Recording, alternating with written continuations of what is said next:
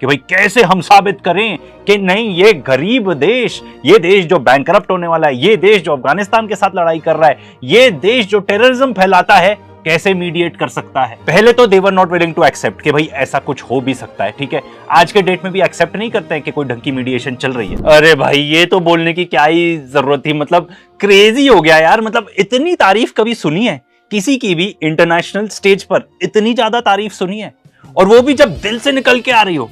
अपने वाइफ को और फील्ड मार्शल आसिम मुनीर को सेम सेंटेंस में कर देना, मतलब एकदम मतलब इंस्टेंट हो गया भाई।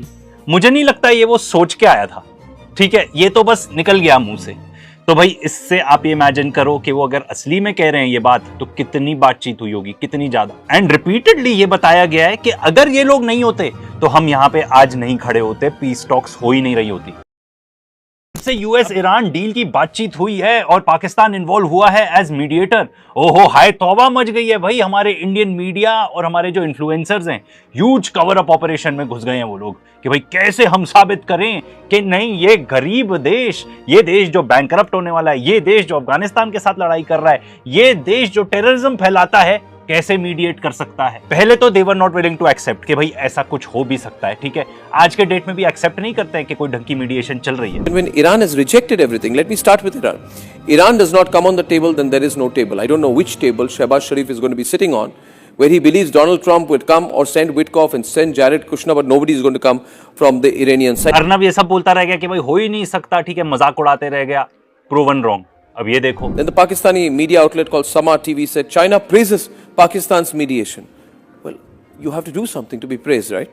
Geo News put out a headline which says Pakistan deliver US proposal to Iran ahead of possible talks. So they said Pakistan is a postman. तो देखो इन्होंने तो पाकिस्तान को पोस्टमैन ही बता दिया। ठीक है, फिर उसके बाद अर्नब कहने लगा पाकिस्तान मीडिएट कैसे कर सकता है, वो तो अमेरिका के साइड पे है। How stupid is that? Besides, Pakistan is not neutral.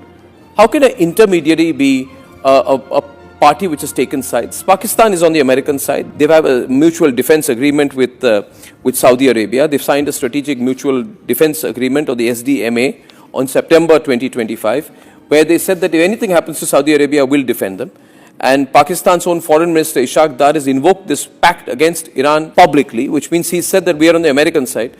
How can one of the members of the American side come and be an intermediary vis-a-vis Iran? मतलब इतने झूठ फैलाए इन्होंने, इतना झूठ बोला है, इतना मिस इन्फॉर्म किया है लोगों को कि बाद में जाके एकदम पलट गए। कहते हैं अरे पाकिस्तान कैसे मीडिएट कर सकता है, वो तो हिजबुल्लाह को सपोर्ट कर रहा है। But everyone then asked what happened to Pakistan, right? They said we're not going to go to Pakistan because Pakistan cannot be trusted. Pakistan has been actually backing Hezbollah. चार थप्पड़ दो यार इसको, चार थप्पड़ मुंह पे। ये किस टाइप की मतलब रिपोर्टिंग है, कुछ भी बोल देते हो यार तुम, कुछ भी। हमें तो लगा यार बहुत बुरा हो गया, ये क्या हो रहा है। हमें वैसे भी चार थप्पड़ देने का मौका नहीं मिल रहा आजकल। मंदी और है क्योंकि ये लोग ना ईरान के बारे में अच्छा बोलने लगी थी हमारी मीडिया, ठीक है, अमेरिका को कोसने लगी थी। But then Sushant makes a comeback, ठीक है, दूसरी जगह जाके अपना पाठशाला या जो भी शो चालू कर लेता है वो। बहुत लोग को बहुत आग लगी हुई है। उधर पाकिस्तान भर भर के जलील हो रहा है, इधर ट्रम्प भारत के साथ बड़ी बड़ी डील कर रहे हैं, उधर ईरान से डील में ट्रम्प ने पाकिस्तान को चाय में पड़ी मक्की की तरह निकालकर फेंक दिया। हैं? ये क्या हो गया? ये क्या सुन रहा हूं मैं? यार ये कैसे, मतलब किस टाइप के वर्ड्स यूज करते हैं यार। सबसे पहले तो चार थप्पड़ दो उसी के लिए, इसको चार थप्पड़ मुंह पे, ठीक है। एंड भाई तुम ये कैसे कह सकते हो, ये कैसे कह सकते हो जब पूरे इंडियन मीडिया में, ठीक है, ये पर्टिकुलर क्लिप वायरल हुई है, ये देखो। His field marshal in Pakistan, Asim Munir.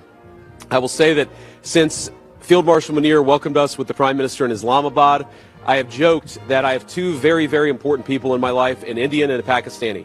The Indian is my wife and the Pakistani is Field Marshal Munir. And I've probably talked to Field Marshal Munir more than I've talked to anybody else over the last 3 months.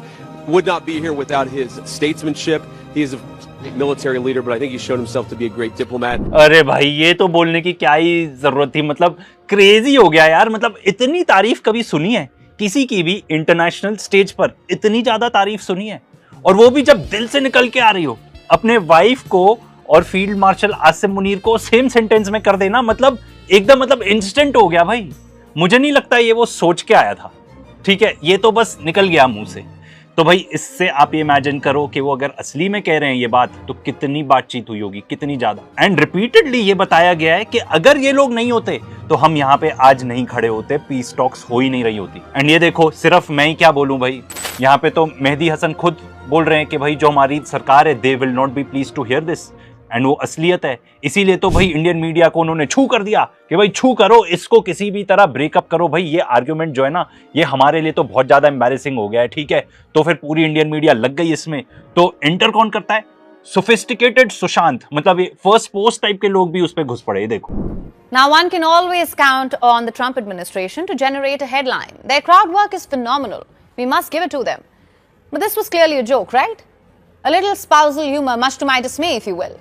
Because surely the Vice President of the United States wasn't serious when he put his wife and Asim Munir in the same category. After all, one is a Yale-educated lawyer, a successful professional, and the Second Lady of the United States. The other, well, for the lack of a better word, is the de facto ruler of the hate factory that is Pakistan. Any comparison between the two has to be a joke, right? Because if it wasn't, then I have some big questions. Does Vance even know who Asim Munir is? Or rather, what Asim Munir is? Does Washington know what Munir stands for? If not, here's a reminder. अब देखो, मैंने इसको यहाँ पे इसलिए काट दिया क्योंकि आपको पता है कि आगे क्या आने वाला है, वही same old shit. But seriously, first post, this must also be a joke, right? देखो, आप जो कहना चाहते हो जेडी वैंस के बारे में बोल लो, ठीक है ना। इससे बस एक ही चीज साबित होती है कि अमेरिका और जेडी वैंस खुद बहुत ज्यादा डेस्परेट थे कि किसी तरीके से डील हो जाए। एंड क्यों ना हो, जब उनके खुद के देश में ऑयल का जो स्टॉक है ना, क्रूड ऑयल, वो इतना ज्यादा कम था या ऑलमोस्ट एम्प्टी था। मतलब इतनी बुरी हालत थी कि पूरी वर्ल्ड इकोनॉमी कोलैप्स हो जाती। ये देखो, यहाँ पे ये बताया जा रहा है कि जितने भी ऑयल कंपनीज के बॉसेस है ना, वो वार्न कर चुके हैं कि जो हमारे यूएस के रिजर्व्स है ना, they are hitting tank bottom. मतलब खत्म होने वाला है, तेल खत्म होने वाला है, क्योंकि जो एकदम लास्ट का पार्ट रहता है ना, उसको तो आप वैसे भी नहीं यूज कर सकते।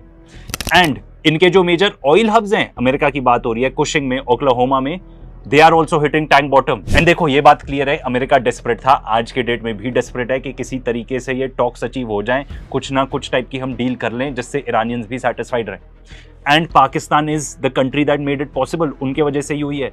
भाई आप इस चीज को इग्नोर नहीं कर सकते कि जब एक दूसरे के ऊपर बमबारी हो रही थी एकदम, अमेरिका की तरफ से, ईरान की तरफ से, इजराइल भी इन्वॉल्व था, तब पाकिस्तान आया मीडिएट करने। इनिशियल सीज फायर पाकिस्तान ने करवाया। कोई भी देश नहीं था ऐसा at that time who was willing to step up, जो ये कह सकता था कि मेरे अमेरिका के साथ भी अच्छे रिलेशनशिप हैं, ईरान के साथ भी अच्छे रिलेशनशिप हैं, और मैं आगे कदम बढ़ा के ये चीज मीडिएट करवा सकता हूं।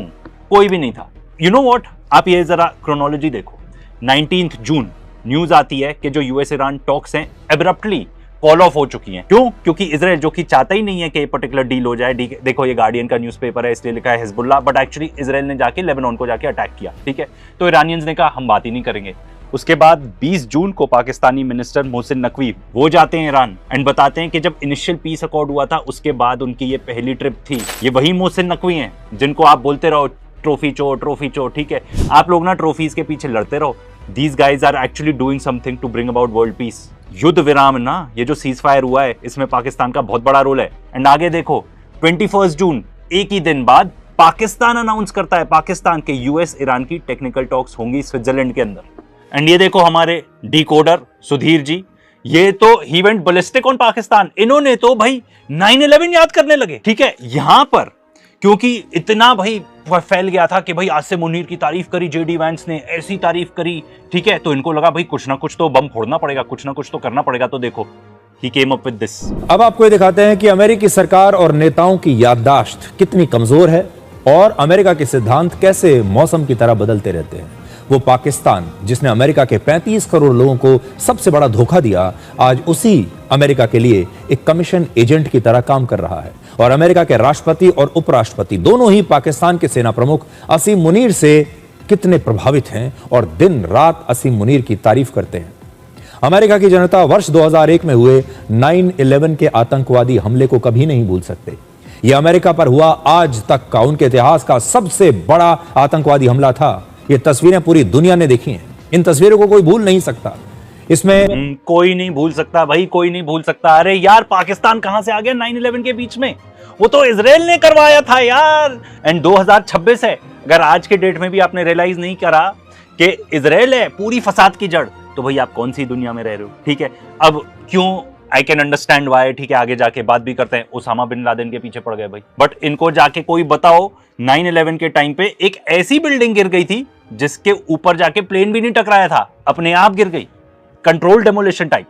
पाकिस्तान शायद दुनिया का पहला देश है जहां का आर्मी चीफ वहां के प्रधानमंत्री का बॉस है। आप देखिए जेडी वांस जब तारीफ कर रहे हैं असीम मुनीर की, कह रहे हैं कि वो बहुत शानदार डिप्लोमेट भी हैं और उनका धन्यवाद दे रहे हैं, तो आप देखिए शहबाज शरीफ का चेहरा बिल्कुल निराश है, उनका चेहरा उतरा हुआ है, उनके चेहरे पर जरा भी मुस्कुराहट नहीं है।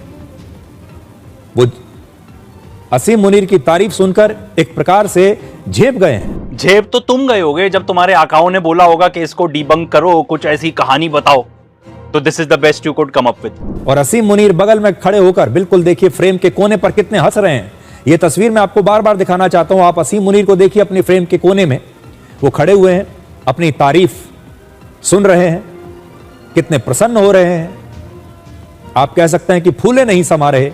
और शहबाज शरीफ जो हैं वो अंदर से कितने निराश हो रहे हैं। 4 थप्पड़ दो यार इसे, 4 थप्पड़ मुंह पे, फिर से दो, 4 थप्पड़ मुंह पे, फिर से दो यार, मजा नहीं आया। 4 थप्पड़ मुंह पे। ये आदमी प्राइम टाइम न्यूज में ये सब बकवास कर रहा है, लिटरली रबिश बात कर रहा है। 15 करोड़ मिलते हैं इस बंदे को ये सब बकवास करने के लिए, तुमको ये सब दिखाने के लिए हमारा टैक्स पेयर मनी इस बेवकूफ को मिलता है इस टाइप की एनालिसिस करने के लिए, ये अंकल आंटी ऑफ जियोपॉलिटिक्स दिखाने के लिए। मैटर जो करता है वो दिखाओ ना। मैटर ये करता है कि पाकिस्तान बार बार चाइना के साथ मिलकर कश्मीर का इशू रेज कर रहा है, बार बार जॉइंट स्टेटमेंट दे रहा है उसको लेकर। एंड इतना ही नहीं, अभी recently United nation security council में भी उसने ये मुद्दा उठाया। ये सब दिखाओ ना, क्यों पाकिस्तान ये सब इशू बार बार रेज कर रहा है। कभी तुमने सोचा कि ये कवर कर लें?